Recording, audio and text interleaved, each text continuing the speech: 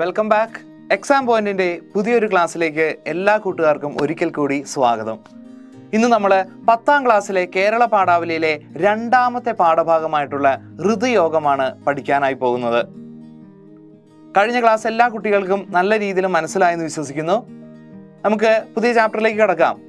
അതിനു മുമ്പ് ഒരു കാര്യം പറയുകയാണ്. ഈ പാഠഭാഗം ഞാൻ പഠിപ്പിക്കുന്നത്, അതുപോലെ തന്നെ നമുക്ക് നോട്ട്സ് എല്ലാം തന്നെ തയ്യാറാക്കിയിരിക്കുന്നത് എക്സാം പോയിന്റിന്റെ ഗൈഡിനെ ആസ്പദമാക്കിയാണ്. അപ്പോൾ എന്തെങ്കിലും നിങ്ങൾക്ക് ഡൗട്ട് ഉണ്ടെങ്കിൽ അത് പരിശോധിക്കാവുന്നതാണ്. വളരെ ഭംഗിയായിട്ട് തന്നെ അതിനകത്ത് ഓരോ കാര്യങ്ങളും വ്യക്തമായി രേഖപ്പെടുത്തിയിട്ടുണ്ട്. അപ്പോൾ നമുക്ക് കടക്കാം. ചാപ്റ്ററിന്റെ പേര് ഒരിക്കൽ കൂടി പറയുകയാണ്, ഋതുയോഗം. പാഠത്തിലേക്ക് കടക്കുന്നതിന് മുമ്പ് ചെറിയ ചില കാര്യങ്ങൾ കൂടി പറയുകയാണ്. ഇതിഹാസ കൃതിയായിട്ടുള്ള മഹാഭാരതം അറിയാം നിങ്ങൾക്ക് ഏവർക്കും.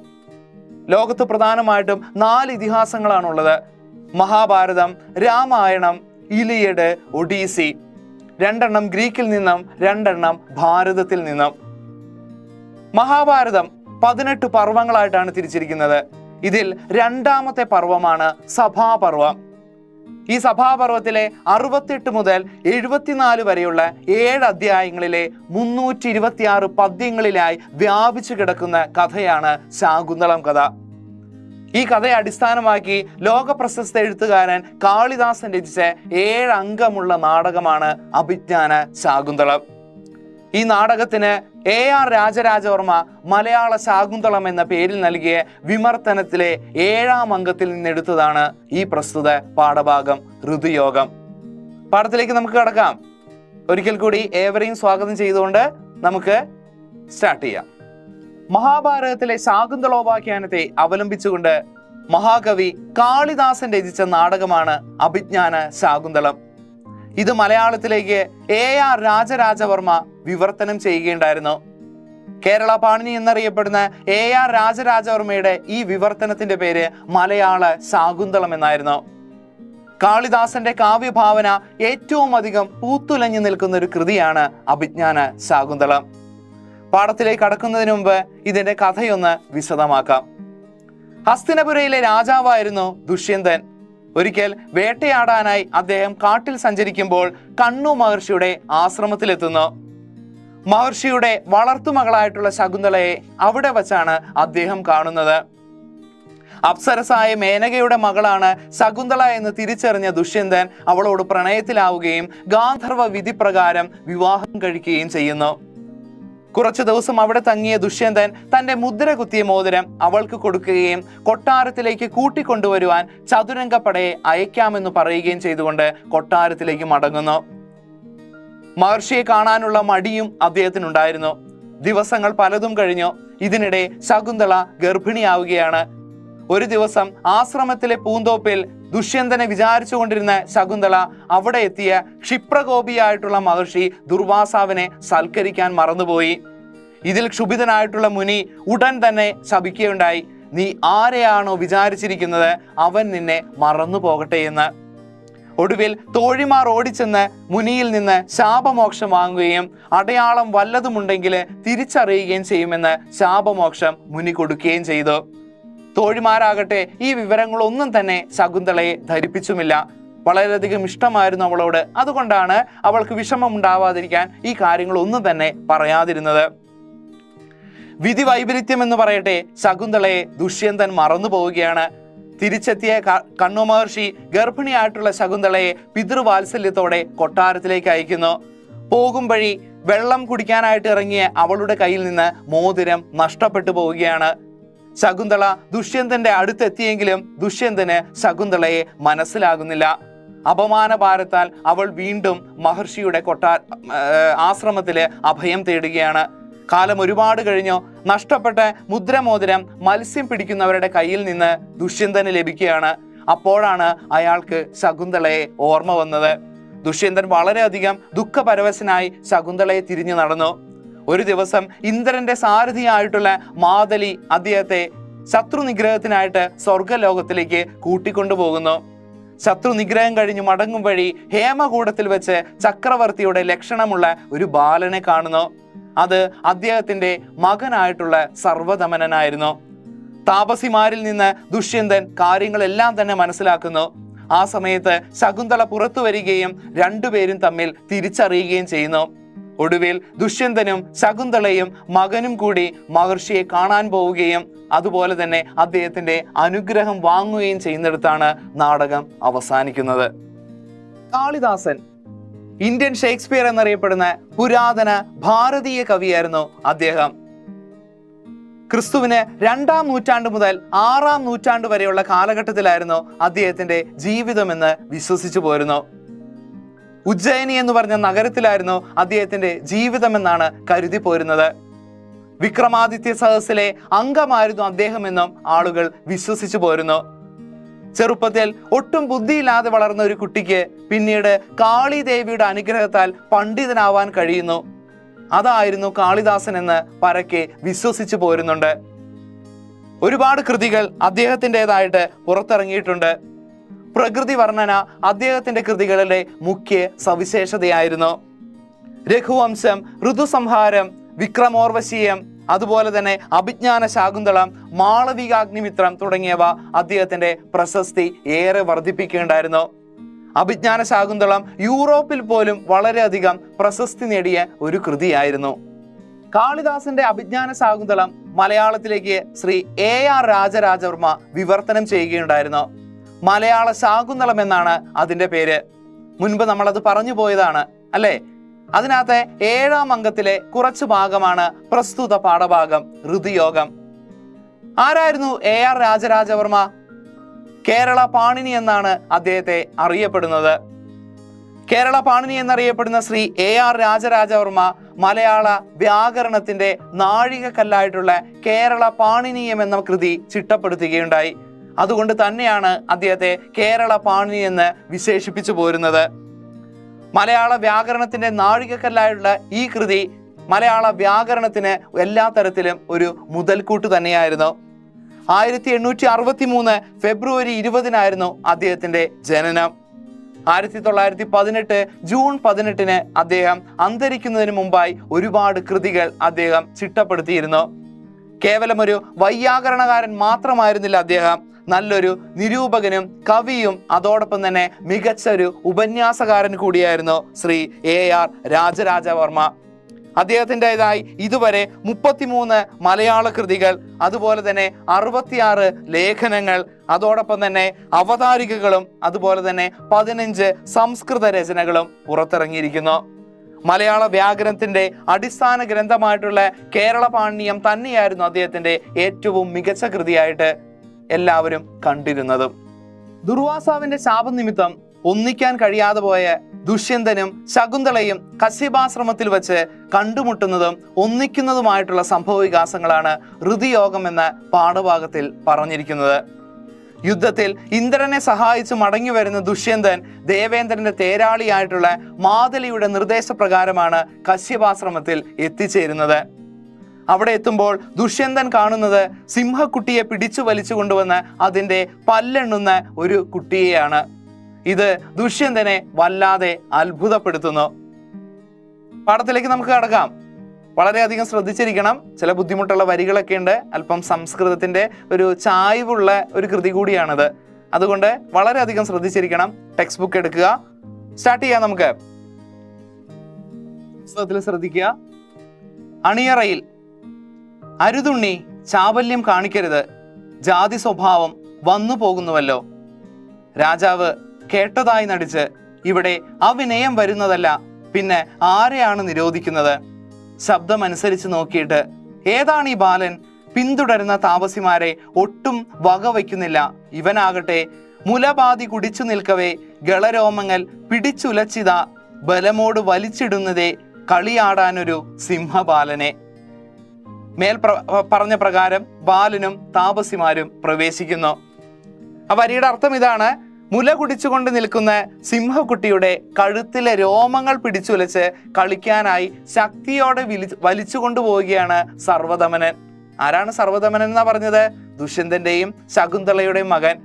കശ്യപാശ്രമത്തിൽ എത്തുമ്പോൾ കാണുന്ന കാഴ്ചയാണ് ഒരു ചെറിയ കുട്ടി ഒരു സിംഹത്തിന്റെ പല്ലെണ്ണുകയും അതുപോലെ തന്നെ അതിന്റെ താടി രോമത്തിൽ വലിച്ചുകൊണ്ട് കൊണ്ടുപോകുന്നതും.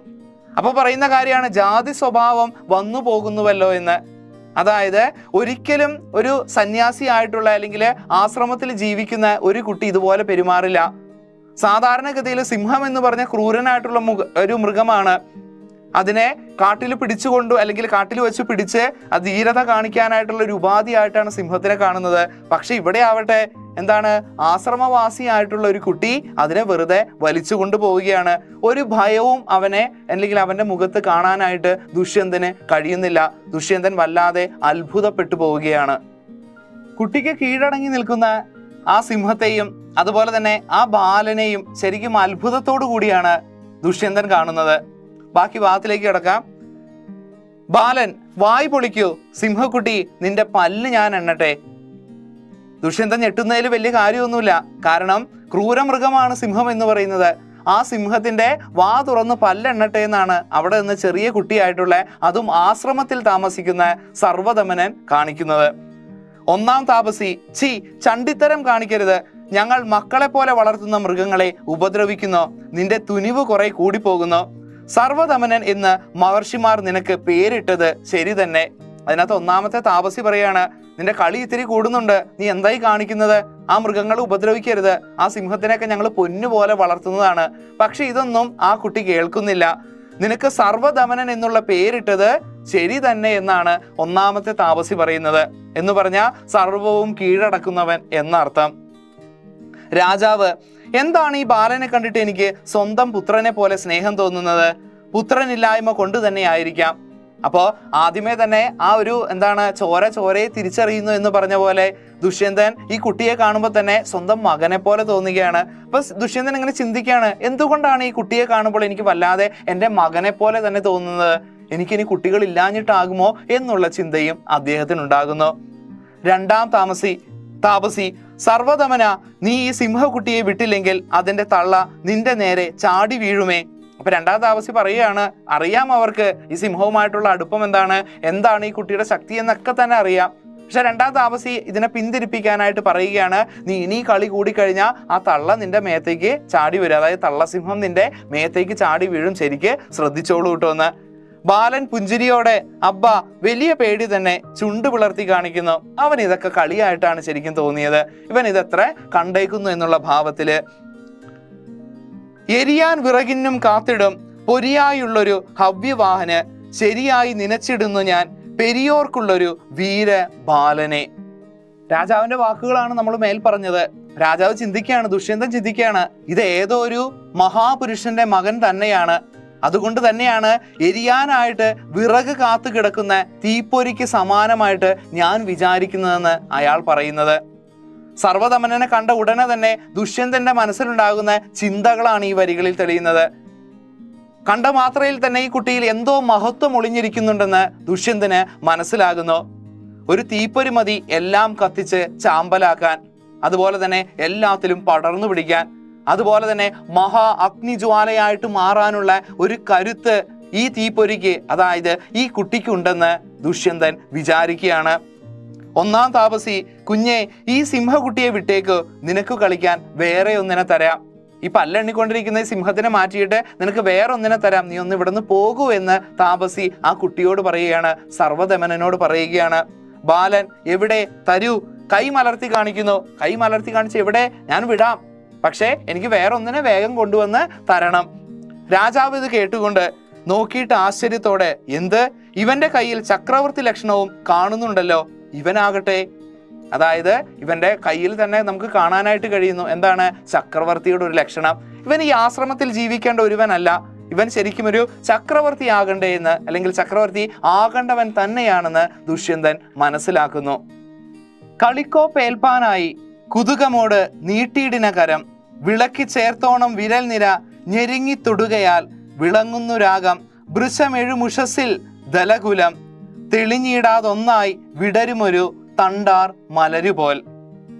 ഈ വരികളുടെ അർത്ഥം ഇതാണ്, കളിപ്പാട്ടം കിട്ടുവാനായിട്ട് കൗതുകത്തോടു കൂടി ആര് കൈ നീട്ടുന്നു?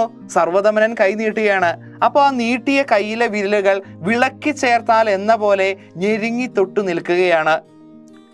വിരലുകൾ ഇടതൂർന്ന ആ കൈകള് നല്ല പോലെ ചുവപ്പ് നിറമുള്ള പ്രഭാതത്തിൽ ഇതളുകൾ തെളിയാതെ വിടർന്നു വരുന്ന താമരപ്പൂ പോലെ വിളങ്ങി നിൽക്കുകയാണ്.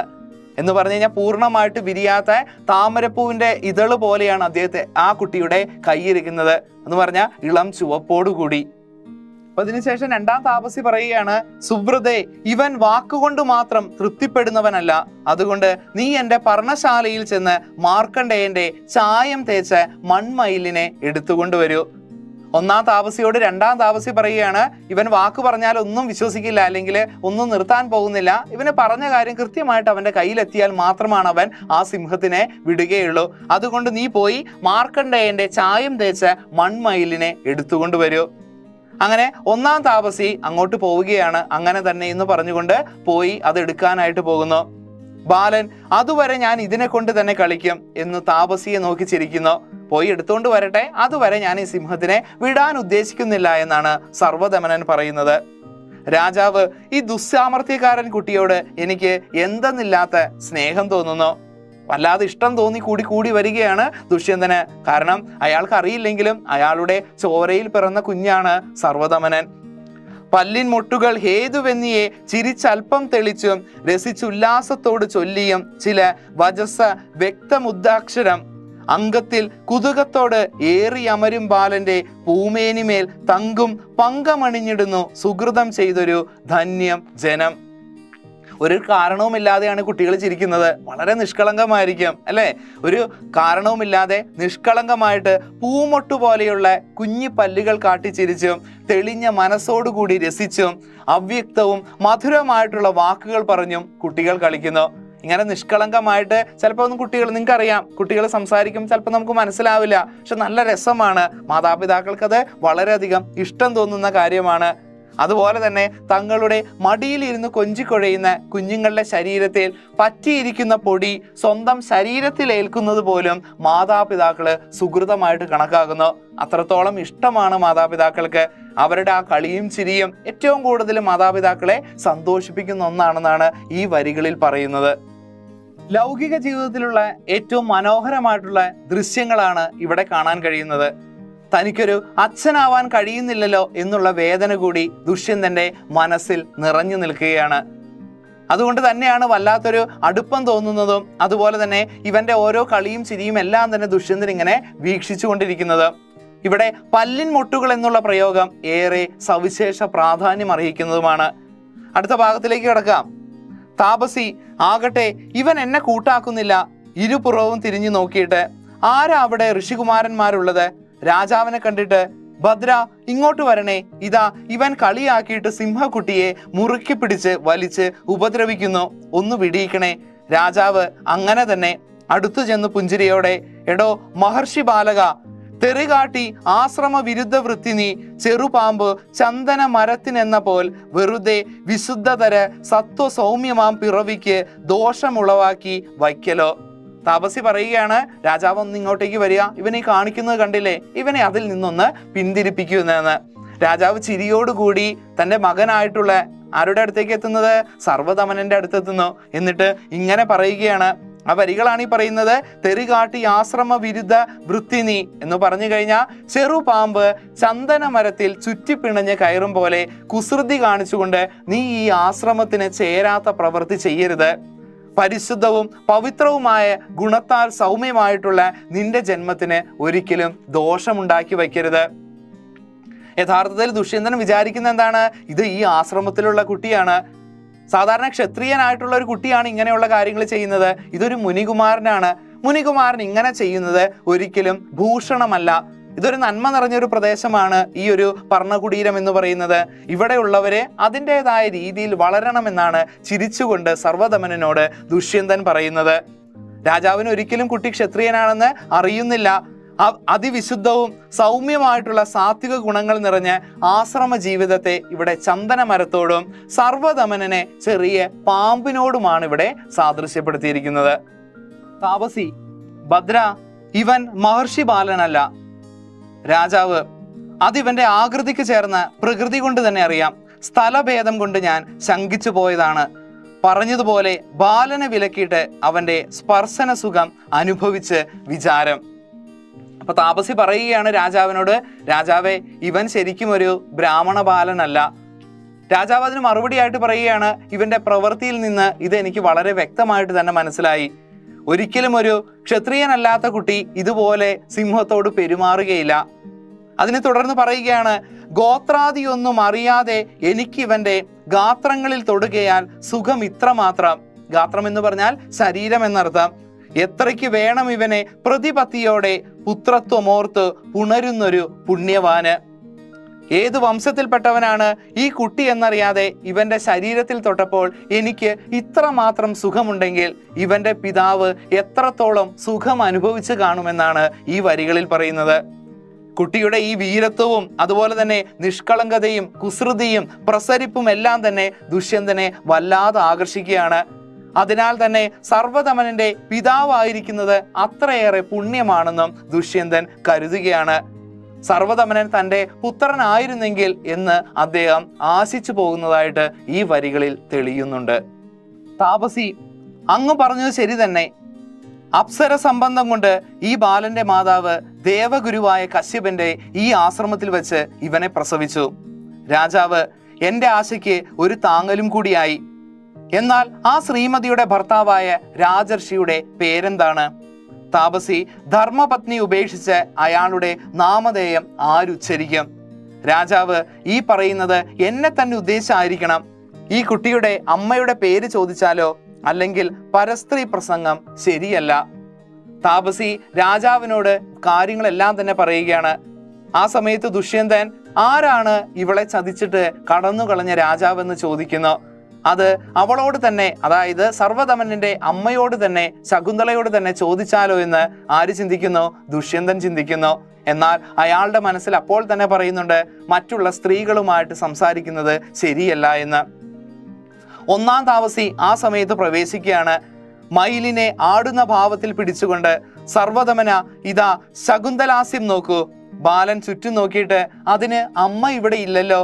താപസി ചിരിച്ചും കൊണ്ട്, മാതൃവത്സലനായ ബാലൻ അർത്ഥം മാറി ധരിച്ചു. രണ്ടാം താപസി, വത്സ മയിലാടുന്നത് നോക്കൂ എന്നാണ് ഞാൻ പറഞ്ഞത്. രാജാവ്, ഇവന്റെ മാതാവിന്റെ പേർ ശകുന്തള എന്നാണോ? എന്നാൽ അനേകം പേർക്ക് ഒരു പേര് തന്നെ വരാറുണ്ടല്ലോ. ഈ പ്രസ്താവം കാനൽ ജലം പോലെ ഒടുവിൽ എനിക്ക് വിഷാദത്തിന് ഇടയാക്കാതിരുന്നാൽ കൊള്ളാമായിരുന്നു. ഈ പേര് കേട്ടപ്പോൾ തന്നെ, ശകുന്തള എന്നുള്ള പേര് കേട്ടപ്പോൾ തന്നെ ദുഷ്യന്തന്റെ മനസ്സിൽ വല്ലാതൊരു പേടി തോന്നി. ഇത്രയും സന്തോഷം അനുഭവിച്ചിട്ട് ഈ പേര് കാരണം ചിലപ്പോൾ ഞാൻ സങ്കടപ്പെടുമോ എന്നുള്ളൊരു ചിന്ത അയാൾക്കുണ്ടായിരുന്നു. ഒരു പേര് തന്നെ പലർക്കും കാണുമെന്നുള്ളൊരു ആശ്വാസമുണ്ടെങ്കിൽ തന്നെയും എവിടെയോ ഒരു ഇടുത്തി അയാളുടെ ഹൃദയത്തിൽ മിന്നുകയുണ്ടായി. ബാലൻ, എനിക്ക് മയിലിനെ നന്നേ രസിച്ചു. ഞാനിത് അമ്മയുടെ അടുക്കലേക്ക് കൊണ്ടുപോകും. കളിക്കോപ്പ് വാങ്ങുന്നു. ഒന്നാം താപസി നോക്കി സംഭ്രമിച്ചിട്ട് പേടിച്ചിട്ട്, അയ്യോ, കുഞ്ഞിന്റെ കയ്യിൽ കെട്ടിച്ചിരുന്ന രക്ഷ കാണുന്നില്ലല്ലോ. രാജാവ് പരിഭ്രമിക്കേണ്ട, സിംഹക്കുട്ടിയുമായുള്ള കലശലിൽ താഴെ വീണുപോയി. എടുക്കാൻ ഭാവിക്കുന്നു. താപസിമാർ, അരുതേ, തൊടരുതേ. അല്ല, അദ്ദേഹം എടുത്തു കഴിഞ്ഞോ? വിസ്മയിച്ച് മാറത്ത് കൈവച്ചും കൊണ്ട് അന്യോന്യം നോക്കുന്നു. രാജാവ്, എന്തിനാണ് നിങ്ങൾ എന്നെ തടഞ്ഞത്? ഒന്നാം താപസി, മഹാരാജാവ് കേട്ടുകൊണ്ടാലും ഈ രക്ഷ അപരാജിത എന്ന പേരായ ഒരു ഔഷധിയാണ്. ഇവന്റെ ജാതക കർമ്മസമയത്തിൽ മാരീച ഭഗവാൻ ഇത് ഇവനെ ധരിപ്പിച്ചു. അച്ഛനോ അമ്മയോ താനോ അല്ലാതെ ആരും ഇത് താഴെ വീണാൽ എടുത്തുകൂടാ എന്നും കൽപ്പിച്ചു. രാജാവ്, അല്ല, എടുത്താലോ? ഒന്നാം താപസി ഉടൻ തന്നെ സർപ്പമായി തീർന്ന് എടുത്തവനെ കടിക്കും.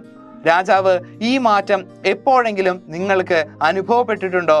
താപസി, പല പ്രാവശ്യം. രാജാവ് സന്തോഷത്തോടുകൂടി, എന്റെ മനോവിചാരം പൂർണ്ണമായി സിദ്ധിച്ചു. ഇനി എന്തിന് അഭിനന്ദിക്കാതിരിക്കുന്നു? ബാലനെ ആലിംഗനം ചെയ്യുന്നു. രണ്ടാം താപസി, സുവ്രതേ, വരൂ, ഈ വർത്തമാനം വ്രതനിഷ്ഠയിലിരിക്കുന്ന ശകുന്തളയോട് ചെന്ന് പറയാം. താപസിമാർ പോകുന്നു. ഓരോന്ന് സംസാരിക്കുന്നതിനിടയിലാണ് സർവ്വധമനന്റെ കയ്യിൽ കിടന്ന് രക്ഷ കാണാതിരിക്കുന്നത്. പെട്ടെന്ന് തന്നെ അത് താഴെ കിടക്കുന്നതായിട്ട് താപസിമാര് കാണുകയാണ്. ദുഷ്യന്തൻ അത് എടുക്കുന്നു. എടുക്കാനായിട്ട് തുനിയുന്ന സമയത്ത് താപസിമാര് പറയാണ്, ആ രക്ഷ തൊടരുത്, ഇതൊരു അത്ഭുത ശക്തിയുള്ള രക്ഷയാണ്. ഞാനോ അല്ലെങ്കിൽ ഈ കുട്ടിയുടെ അച്ഛനോ അമ്മയോ അല്ലാതെ ഈ രക്ഷ എടുത്തു കഴിഞ്ഞാൽ അത് പാമ്പായിട്ട് മാറും. പലതവണ ഞങ്ങളത് നേരിട്ട് കണ്ടതാണ്. അതേസമയം തന്നെ ദുഷ്യന്തൻ അത് മടിക്കാതെ എടുക്കുന്നു. അപ്പോൾ തന്നെ എല്ലാവർക്കും കാര്യങ്ങൾ മനസ്സിലാകുന്നു. ഇത് ദുഷ്യന്തനാണ്, സർവ്വധമനന്റെ പിതാവാണെന്ന് താപസിമാർക്ക് മനസ്സിലാകുന്നു. വേഗം തന്നെ ശകുന്തളയെ കാണാനായിട്ട് നമുക്ക് പോകാമെന്ന് പറഞ്ഞുകൊണ്ട് താപസിമാരും സർവ്വധമനനും അതുപോലെ തന്നെ ദുഷ്യന്തനും നടക്കാൻ തുടങ്ങുന്നു. അങ്ങനെ ദുഷ്യന്തനും താപസിമാരും കാര്യങ്ങളെല്ലാം തന്നെ മനസ്സിലാക്കുകയാണ്. അടുത്ത ഭാഗത്തിലേക്ക് നോക്കുക. ബാലൻ, എന്നെ വിടൂ, എനിക്ക് അമ്മയുടെ അടുക്കൽ പോകണം. രാജാവ്, മകനെ, എന്നോട് ഒരുമിച്ച് തന്നെ ചെന്ന് അമ്മയെ ആനന്ദിപ്പിക്കാം. ബാലൻ, എൻ്റെ അച്ഛൻ ദുഷ്യന്തനാണ്, താനല്ല. അപ്പോ എന്താണ് സംഭവം നടക്കുന്നത്? സർവ്വധമനൻ പറയുകയാണ്, എനിക്ക് എൻ്റെ അമ്മയുടെ അടുത്ത് പോകണം. ആ സമയത്ത് രാജാവ് പറയുകയാണ്, നമുക്ക് ഒരുമിച്ച് പോകാം അമ്മയുടെ അടുത്തേക്ക്, അപ്പൊ അമ്മയ്ക്ക് കൂടുതൽ സന്തോഷമാകുമെന്ന്. അതിന് മറുപടിയായിട്ട് കുഞ്ഞ് പറയുകയാണ്, എൻ്റെ അച്ഛൻ ദുഷ്യന്തനാണ്, താങ്കളൊന്നുമല്ല എന്ന്. രാജാവിന് അപ്പൊ വല്ലാതെ ചിരി വരികയാണ്. ചിരിച്ചോടുകൂടി തന്നെ അദ്ദേഹം പറയുകയാണ്, ഈ തർക്കം തന്നെ എനിക്ക് വിശ്വാസം ഉറപ്പിക്കുന്നു. അനന്തരം കെട്ടാതെ അഴിഞ്ഞു കിടക്കുന്ന തലമുടിയുമായി ശകുന്തള പ്രവേശിക്കുന്നു. അങ്ങനെ പയ്യെ ശകുന്തളയുടെ അടുത്തേക്ക് പോവുകയാണ്. പിന്നെയുള്ള രംഗത്തില് ശകുന്തള അഴിച്ചിട്ട മുടിയായിട്ട് അലങ്കോല ഭാവത്തോടുകൂടി പ്രവേശിക്കുന്നു. ശകുന്തള മാറ്റം വരേണ്ട കാലത്തിൽ പോലും സർവ്വധമനന്റെ രക്ഷ അതേ സ്ഥിതിയിൽ തന്നെ ഇരുന്നു എന്ന് കേട്ടിട്ട് എനിക്കെന്റെ ഭാഗ്യത്തിൽ വിശ്വാസം വരുന്നില്ല. അല്ലെങ്കിൽ സാനുമതി പറഞ്ഞതുപോലെ സംഭവിക്കുന്നതാണല്ലോ. രാജാവ് ശകുന്തളയെ കണ്ടിട്ട് ആശ്ചര്യത്തോടുകൂടി, ഇതാ ശ്രീമതി ശകുന്തള. ശകുന്തളയ്ക്ക് ഒട്ടും വിശ്വാസം വരാത്ത രീതിയിലാണ് ശകുന്തള പ്രവേശിക്കുന്നത്. ആ സമയത്ത് രാജാവ് ഇങ്ങനെ ശകുന്തളയുടെ ഈ ഒരു അവസ്ഥ കണ്ടിട്ട് വളരെ സങ്കടത്തോടു കൂടി നോക്കിയാണ്. ആ വരികളിൽ പറയുന്നതാണ്, മലിനം വസനദ്വയം വ്രതത്താൽ മെലിവേറ്റം കുഴൽ കറ്റയൊറ്റയായി പല നാൾ ഇവളുണ്ട് കാത്തിടുന്നു കലനാമെന്റെ വിയോഗ ദീക്ഷ സാധ്വി. വസനം എന്ന് പറഞ്ഞാൽ അർത്ഥം വസ്ത്രം എന്നാണ്. കലൻ എന്ന് പറഞ്ഞാൽ ദുഷ്ടൻ എന്നർത്ഥം. അവൾ ധരിച്ചിരിക്കുന്ന ഇരു വസ്ത്രങ്ങളും വല്ലാതെ അഴുക്ക് പുരണ്ടവയാണ്. വ്രതത്താൽ അവൾ ഏറെ മെലിഞ്ഞു പോയിരിക്കുന്നു. അതുപോലെ മുടി ഒറ്റക്കെട്ടായി ജട പിടിച്ചിരിക്കുകയാണ്. ദുഷ്ടനായിട്ടുള്ള തൻ്റെ ദീർഘകാലമായുള്ള വേർപാട് കൊണ്ടാണ് ശകുന്തള അനുഷ്ഠിക്കുന്ന ഈ ഒരു അവസ്ഥ, അല്ലെങ്കിൽ കഠിന വ്രതം വളരെയധികം കഠിനം തന്നെ, അല്ലെങ്കിൽ ഇത് വളരെയധികം എന്താണ് മോശമായി പോയി. തന്നോട് തന്നെ ഒരു ദേഷ്യം തോന്നുകയാണ് ഇവിടെ ദുഷ്യന്തന്. ശകുന്തളയുടെ മനോവിശുദ്ധി മനസ്സിലാക്കിയ ദുഷ്യന്തന്റെ ആത്മവിമർശനമാണ് ഈ ഭാഗത്ത് പ്രകടമാകുന്നത്. ഭർതൃവിയോഗത്താൽ ഭാര്യമാർ അനുഷ്ഠിക്കുന്ന വ്രതമാണ് ശകുന്തള എടുത്തിരിക്കുന്നത്. തലമുടി വിടർത്തി കെട്ടാതെയും അതുപോലെ തന്നെ അഴുക്ക് പുരന്ന വസ്ത്രം ധരിക്കുകയും ഒരു തരത്തിലുമുള്ള അലങ്കാരങ്ങൾ അണിയാതെയുമാണ് ശകുന്തള പ്രവേശിക്കുന്നത്. കഠിനമായിട്ടുള്ള വ്രതമാണ് അവൾ എടുത്തിരിക്കുന്നത്. ഇത് എത്ര ദിവസം വരെ നീണ്ടുപോകുമെന്നുള്ള ചിന്തയും അയാളെ അലട്ടുന്നു. ശകുന്തളയുടെ ഈ അവസ്ഥ കണ്ടിട്ട് വല്ലാതെ കുറ്റബോധത്തോടു കൂടിയാണ് ദുഷ്യന്തൻ അവിടെ നിന്നത്. ശകുന്തള പശ്ചാത്താപം കൊണ്ട് വിധം മാറിയ രാജാവിനെ കണ്ടിട്ട് വിചാരം, ഇത് എൻ്റെ ആര്യപുത്രനെ പോലെ ഇരിക്കുന്നില്ലല്ലോ, പിന്നെ ആരാണ് രക്ഷ കെട്ടാതിരിക്കുന്ന എൻ്റെ കുഞ്ഞിനെ തൊട്ടു ദുഷിപ്പിക്കുന്നത്? ബാലൻ അമ്മയുടെ അടുത്ത് ചെന്ന്, അമ്മേ, ഇതാ ആരോ വന്ന് എന്നെ മകനെ എന്ന് വിളിക്കുന്നു. രാജാവ്, പ്രിയേ, ഞാൻ പ്രവർത്തിച്ചത് ക്രൂരതയാണെങ്കിലും അത് നിന്റെ പേരിലാകയാൽ അനുകൂലമായി കലാശിച്ചു. എന്നെ ഇപ്പോൾ നീ ഭർത്താവെന്ന് ഓർമ്മിച്ചറിയണമെന്ന് പ്രാർത്ഥിക്കേണ്ടി വന്നിരിക്കുന്നു. ശകുന്തള, ഹൃദയമേ, ഇനി ആശ്വസിക്കാം. ദൈവം മത്സരം വിട്ട് എൻ്റെ നേരെ കരുണ ചെയ്തു എന്ന് തോന്നുന്നു. ഇത് ആര്യപുത്രൻ തന്നെ. പശ്ചാത്താപ വിവശനായിട്ടുള്ള കുറ്റബോധം നിറഞ്ഞ മുഖത്തോടു കൂടി നിൽക്കുന്ന ദുഷ്യന്തനെ ആദ്യം ശകുന്തളയ്ക്ക് മനസ്സിലാകുന്നില്ല. പിന്നീട് കാര്യങ്ങൾ വിശദമാക്കിയപ്പോൾ ശകുന്തളയ്ക്ക് വല്ലാത്ത ഒരു ആശ്വാസം വരികയാണ്. ഇത്രയും നാളത്തെ കഷ്ടപ്പാടിന് ഒരു അറുതി വന്നല്ലോ, ദൈവം എന്നെ അനുഗ്രഹിച്ചല്ലോ എന്ന് അവൾ ചിന്തിക്കുകയാണ്. ദുഷ്യന്തൻ, പ്രിയേ, മോഹമകന്നു തെളിഞ്ഞേൻ മോഹന തനു വന്നു നീയുമെന്നരികിൽ രാഹുവിന് വിട്ടു ചന്ദ്രൻ രോഹിണിയോടൊത്ത് ചേർന്ന് ഭാഗ്യവശാൽ. മനോഹരമായിട്ടുള്ള ശരീരത്തോടു കൂടിയവളെ സുന്ദരി, മനസ്സിനെ ബാധിച്ച ഭ്രമമകന്ന് എൻ്റെ ഓർമ്മ തെളിഞ്ഞിരിക്കുന്നു. മോഹാന്തകരമകന്ന എൻ്റെ മുന്നിൽ നീ വന്നു നിൽക്കുന്നു. ഗ്രഹണം കഴിഞ്ഞപ്പോൾ ചന്ദ്രൻ രോഹിണിയുമായി ചേർന്ന പോലെ മറവിയിൽ നിന്ന് മുക്തനായ എൻ്റെ മുന്നിൽ ഭാഗ്യവശാൽ നീ വന്നു നിൽക്കുന്നു. ചന്ദ്രന്റെ ഭാര്യയാണ് രോഹിണി. രാഹു രോഹിണിയെ മറച്ചാൽ ചന്ദ്രന് രോഹിണിയെ കാണാൻ സാധിക്കുകയില്ല. ഗ്രഹണം തീരുമ്പോൾ രോഹിണി സാമീപ്യം കൊണ്ട് കൈവരുകയും ചെയ്യും. അതുപോലെ ശാപശക്തി കൊണ്ട് മറന്നുപോയതിനു ശേഷം ശകുന്തളയെ ദുഷ്യന്തന് ഇപ്പോൾ ഓർമ്മ വന്നിരിക്കുകയാണ്.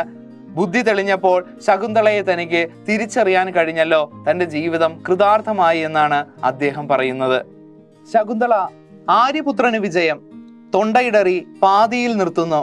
രാജാവ് ഇന്നിജയ പ്രാർത്ഥന ഗദ്ഗതത്താൽ മന്നിക്കിലും ഹന്ത ഫലിച്ചിതെന്നിൽ താമ്പൂല രാഗം കലരാതെ നിന്റെ ബിംബധാര സുന്ദരി കാൺകയാലേ. വിജയിക്കട്ടെ എന്ന ഈ പ്രാർത്ഥന ഇന്ന് ഇടയ്ക്ക് വെച്ച് ഗദ്ഗതത്താൽ പൂർണ്ണമാകാഞ്ഞിട്ട് അത് എന്നിൽ ഫലിച്ചിരിക്കുന്നു. മുറക്കി ചുവന്നതിൻ്റെ അടയാളം കലരാത്ത ശകുന്തളയുടെ തൊണ്ടിപ്പഴം പോലെയുള്ള അധരങ്ങൾ കണ്ട് അതിന് തെളിവാണ്.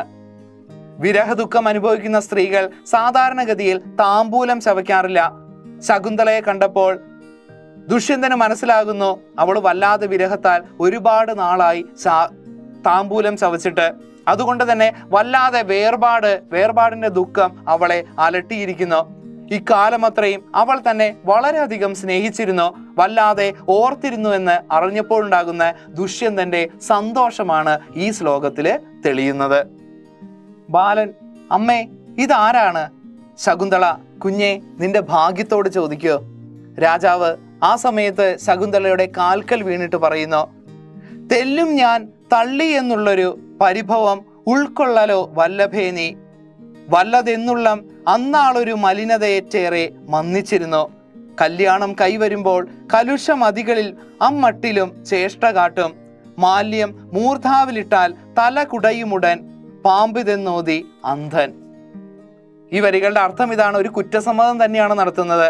വല്ലാത്ത കുറ്റബോധം കൊണ്ട് തളർന്നിരിക്കുന്ന ഒരു മനസ്സോടുകൂടിയാണ് ദുഷ്യന്തൻ ശകുന്തളയുടെ കാൽക്കൽ വീഴുന്നത്. ഞാൻ നിന്നെ ഉപേക്ഷിച്ചു എന്ന പരിഭവം ഒരിക്കലും നീ നിന്റെ മനസ്സിൽ വെക്കരുത്. ആ നാളുകളിൽ എൻ്റെ മനസ്സ് വല്ലാത്തൊരു അഴുക്ക് ബാധിച്ചിരുന്നു. കാരണം എന്താണത്? ദുർവാസാവിന്റെ ശാപം നിമിത്തം. അതുകൊണ്ട് തന്നെയാണ് അത്തരത്തിൽ പെരുമാറാനായിട്ട് എനിക്ക് കഴിഞ്ഞത്. തലയിൽ ഇട്ടുകൊടുത്ത പൂമാലയും കാഴ്ചയില്ലാത്തവൻ പാമ്പാണെന്നും ധരിച്ച് ദൂരേക്ക് വലിച്ചെറിയും എന്ന് പറഞ്ഞാൽ അർത്ഥം വരുന്നത് ശകുന്തളയുടെ മനസ്സിന്റെ നന്മ തിരിച്ചറിയാൻ കഴിയാതെ തൻ്റെ മനസ്സ് മാലിന്യം കൊണ്ട് നിറഞ്ഞിരുന്നു. യഥാർത്ഥത്തിൽ ഒരിക്കലും ദുഷ്യന്തൻ അറിഞ്ഞുകൊണ്ട് ചെയ്തല്ല, ദുർവാസാവിന്റെ ശാപമാണ് പ്രധാനമായിട്ടുള്ള കാരണം. ഇത് പക്ഷെ ആർക്കും അറിയാത്തത് കൊണ്ട് തൻ്റെ മനസ്സിന്റെ മലിനം ബാധിച്ചുകൊണ്ട്, അന്ധത ബാധിച്ചുകൊണ്ടാണ് നിന്നോട് ഞാൻ അത്തരത്തിൽ പെരുമാറിയത്, നിന്നെ ഞാൻ ഉപേക്ഷിച്ചത്. അതുകൊണ്ട് നീ എനിക്ക് പുറത്ത് മാപ്പ് നൽകണമെന്ന് ദുഷ്യന്തൻ ശകുന്തളയോട് കാൽക്കൽ വീണ് കരഞ്ഞുകൊണ്ട് അപേക്ഷിക്കുകയാണ്. ശകുന്തള കരഞ്ഞും കൊണ്ട്: എണീക്കണം, എണീക്കണം ആര്യപുത്രൻ. എൻ്റെ മുൻജന്മപാപം അന്ന് ഫലോന്മുഖമായിരുന്നിരിക്കണം. അതാണ് ദയാലുവായ ആര്യപുത്രൻ അന്ന് എന്നോട് അങ്ങനെ പ്രവർത്തിച്ചത്. രാജാവ് എഴുന്നേൽക്കുന്നു. പിന്നെ എങ്ങനെയാണ് ഈ ദുഃഖത്തിന് പാത്രമായ എൻ്റെ ഓർമ്മ വന്നത്?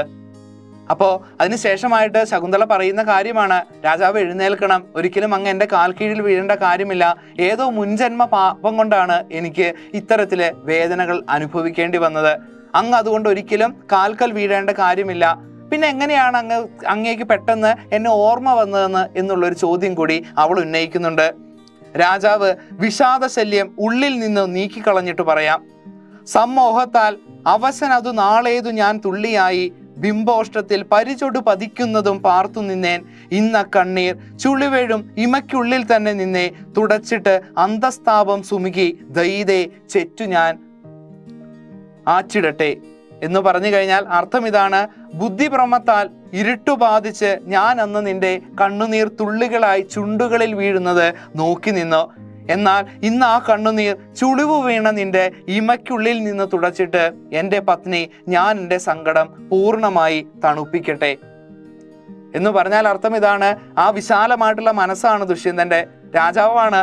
ഒരു സ്ത്രീയുടെ കാൽക്കൽ വീഴാൻ പോലും അദ്ദേഹത്തിന് യാതൊരു മടിയുമില്ല. പണ്ട് ആശ്രമത്തിൽ നിന്ന് രാജകൊട്ടാരത്തിലേക്ക് എത്തിയ ശകുന്തളയെ വല്ലാതെ വേദനിപ്പിക്കുകയുണ്ടായിരുന്നു. അവൾ ഒരുപാട് കരഞ്ഞു പറഞ്ഞതാണ് ഞാൻ താങ്കളുടെ ഭാര്യയാണെന്നുള്ള കാര്യം. പക്ഷേ ആ സമയത്ത് ദുഷ്യന്തൻ അതൊന്നും കേട്ടില്ല. അവളുടെ കണ്ണുനീർ കണ്ടുകൊണ്ട് നോക്കി നിൽക്കുകയാണ്. ഇന്ന് അവളുടെ കണ്ണുനീർ തുടച്ചുകൊണ്ട് ഞാൻ എൻ്റെ ആ പഴയ സങ്കടം മാറ്റട്ടെ എന്ന് അദ്ദേഹം പറയുകയാണ്.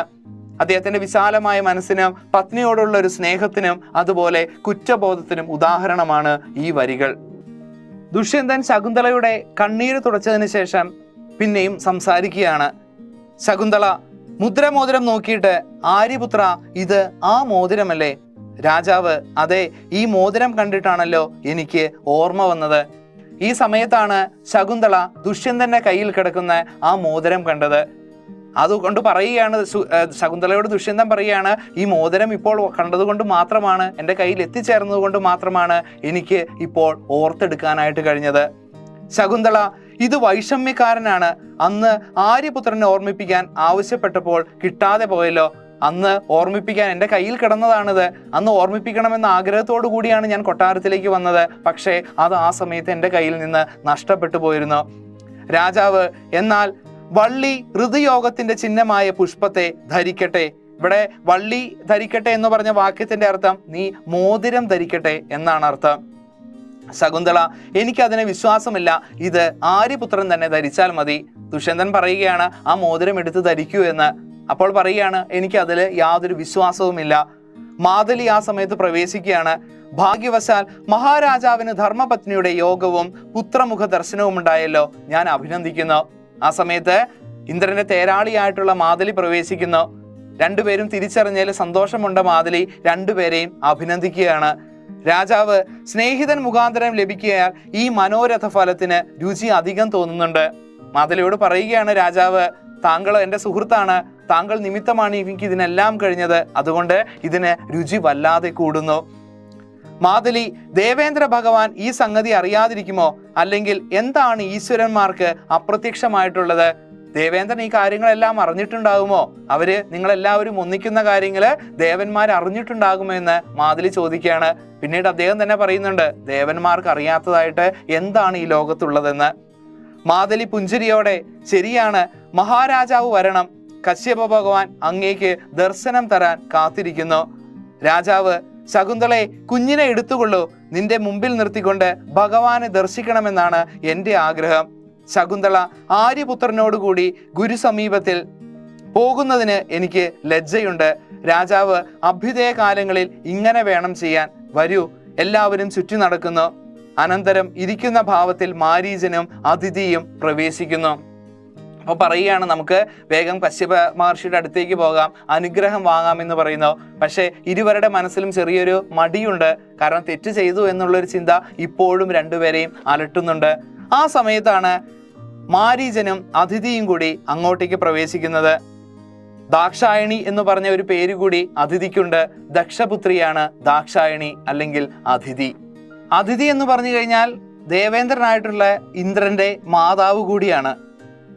മാരീചൻ രാജാവ് വരുന്നു നോക്കിയിട്ട് ദാക്ഷായണി, ഭവതിയുടയ പുത്രൻ എന്നുമേ പോരിൽ മുമ്പൻ, ഭുവന ഭരണകർത്താഹന്ത ദുഷ്യന്തനിയാൾ, ഇവനുടെ കുലവിലാസ്ത്രകാര്യം നടന്നിട്ടവന് കൊടിയ വജ്രം ഭൂഷണ പ്രായമായി.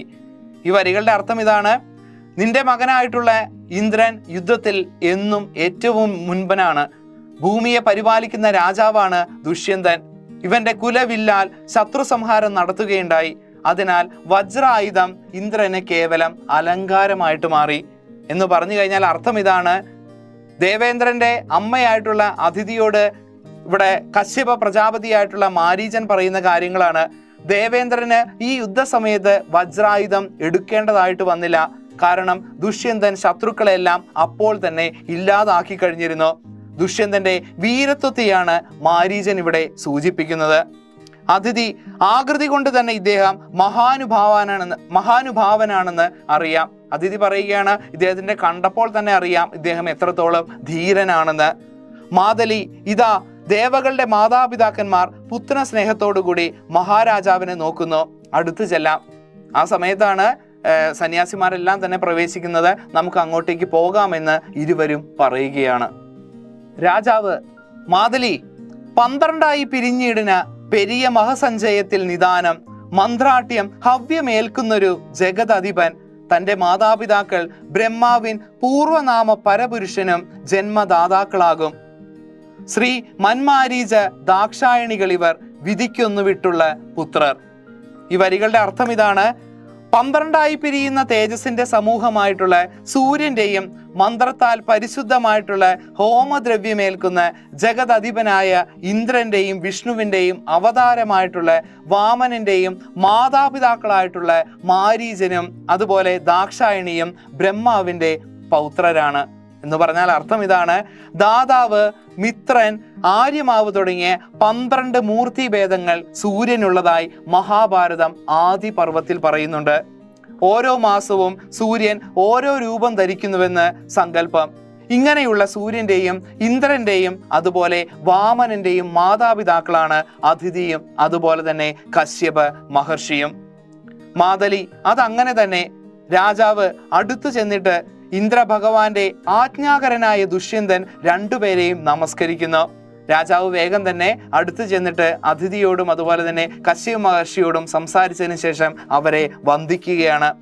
മാരീചൻ: ഉണ്ണി, വളരെ കാലം രാജ്യം വാഴുക, നല്ല രീതിയിൽ രാജ്യം വാഴാൻ നിനക്ക് കഴിയട്ടെ എന്ന് മാതലി അനുഗ്രഹിക്കുന്നു. അദിതി: അപ്രതിരഥനായി ഭവിക്കുക, നല്ല വിജയശ്രീ ലാളിതനായിട്ട് നല്ല രീതിയിലുള്ളൊരു രാജാവായി വാഴാൻ നിനക്ക് കഴിയട്ടെ എന്ന് അദിതിയും അനുഗ്രഹിക്കുന്നു. ശകുന്തളയും പുത്രനും ഇതാ നിങ്ങളുടെ പാദവന്ദനം ചെയ്യുന്നു. അതിനുശേഷം ദുഷ്യന്തന് ശേഷം ശകുന്തളയും ഇരുവരുടെയും കാൽക്കൽ വീണ് നമസ്കരിക്കുകയാണ്. അതായത് അച്ഛൻ്റെയും അമ്മയുടെയും അദിതിയുടെയും അതുപോലെ തന്നെ കശ്യപ മഹർഷിയുടെയും.